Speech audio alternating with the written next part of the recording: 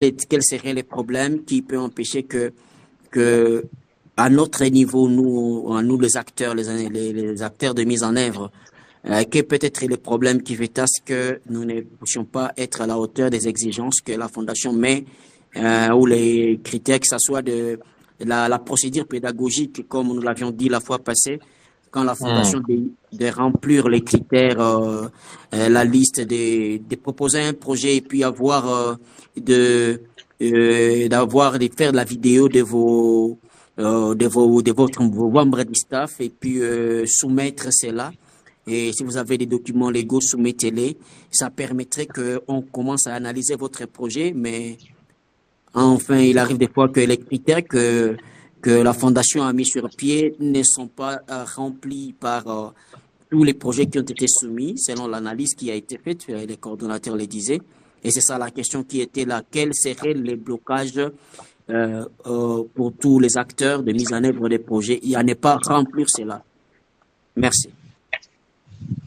Bon, je crois que ça, on en avait déjà parlé plusieurs fois. C'est question de savoir ce qu'on cherche réellement et de pouvoir fournir tant soit peu des efforts. Bon, je pense que les, les, les, les fondations internationales, même tous les bailleurs ont des principes. Hein, ils ont des principes qu'ils qu'ils modifient par moment, mais à peine et encore. Donc, il est question de pouvoir faire les choses correctement quand on est en face des bailleurs internationaux. C'est très important. Parce que si on s'habitue à ça, et par la suite, on n'aura pas vraiment de problème. Toutes les conditions que la Fondation a posées, bon, moi, pas, je trouve pas vraiment que c'est trop difficile. Non, c'est question de pouvoir s'organiser, bon, à son niveau personnel, voir ce qui peut. Moi, je me rappelle avoir m'être endetté pour régulariser une situation et faire passer un projet, et ce projet-là était financé.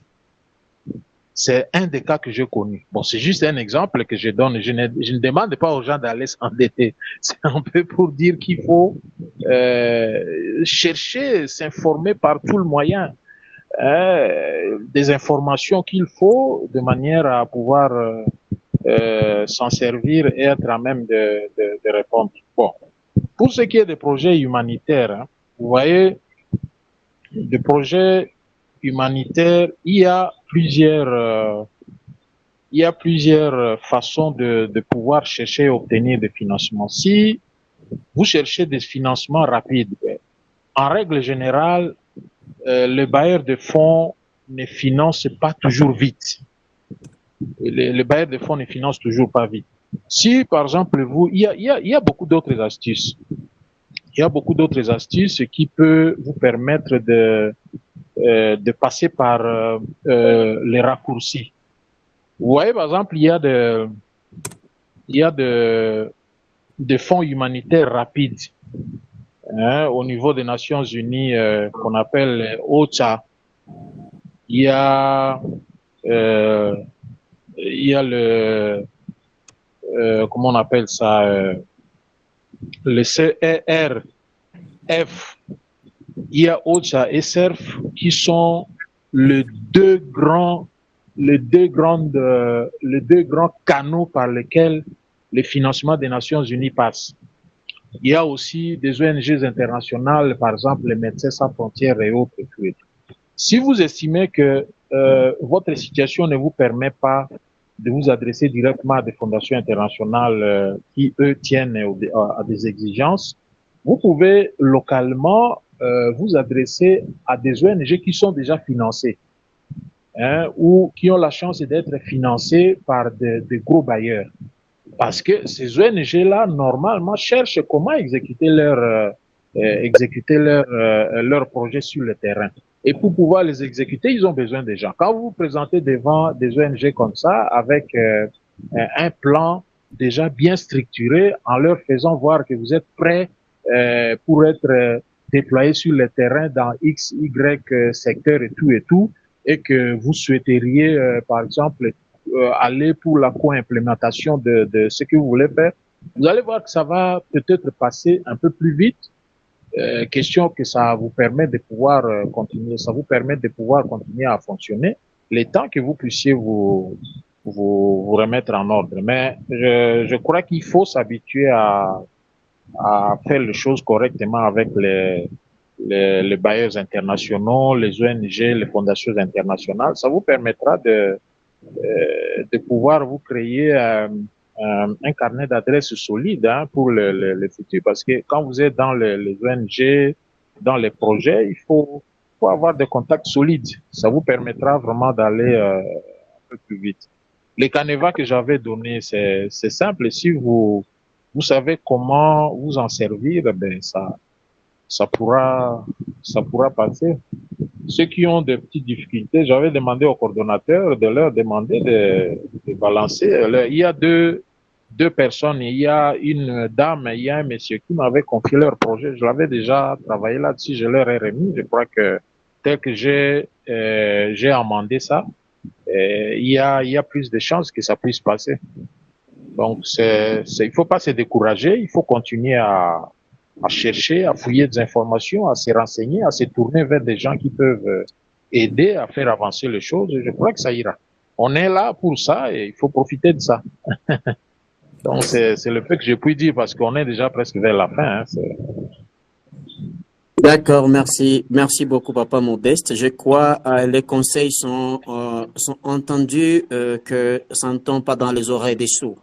Moi, je Merci. le dis toujours que nous devons avoir une autre approche plus solide pour avoir des résultats durables. Exactement. Et si c'est avec la fondation que nous allons aussi impacter nos communautés et avoir des solutions durables, des approches durables, des stratégies propres à nous qui ne nous viennent pas de l'Europe seulement, mais qui nous aident à être plus réalistes et de manière durable pour changer des vies dans nos communautés.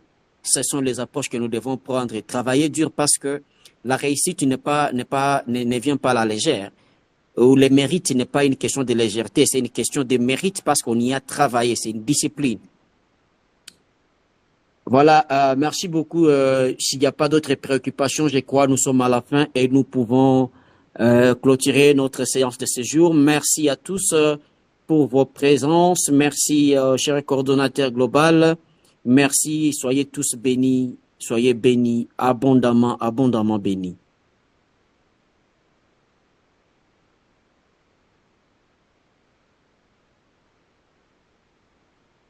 Et voilà, si le coordonnateur n'a pas un mot à dire, c'est-à-dire nous pouvons déjà quitter la réunion et nous préparer et continuer autre chose pour lesquelles nous sommes appelés à faire. Merci infiniment, merci.